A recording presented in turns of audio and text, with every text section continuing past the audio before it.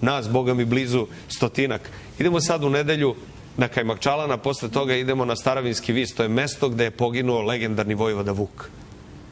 Ministarstvo za rad, zapošljavanje, boračka i socijalna pitanja na predlog Udruženja ratnih dobrovoljaca Srbije od 1912. do 1918. njihovih potomaka i poštovalaca izdvojilo je novac. Republički zavod za zaštitu spomenika kulture obnovio je spomen ploču na mestu pogibije vojvode Vuka.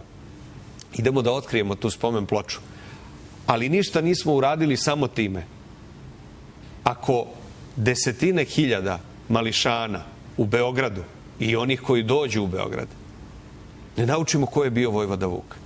To je jedan od ljudi koji ima možda najlepši ili jedan od najlepših spomenika u Beogradu. Na Topličinom vencu svakoga dana prolazimo pored tog spomenika. Mnogi ne znaju ko je bio taj srpski četovođa, četnik, dobrovoljac. Čovek koji je prošao najžešće borbe balkanskih i Prvog svetskog rata i pao na planini Niđe. Dakle, idemo njemu da otkrijemo tu spomen tablu. Ali šta treba da radimo? Treba da radimo još više ono što smo radili ovih godina, prethodnih godina. Šta smo radili? Podizali smo spomenike. Podignut je spomenik Stefanu Nemanji, prvi put u Srbiji, u Beogradu, podignut spomenik kralju Petru u Novom Sadu, kralju Petru takođe u Subotici, u Bačkoj Palanci. Juče smo imali sastanak o podizanju spomenika Milunki Savić na Voždovcu, dakle na opštini gde je ona živela.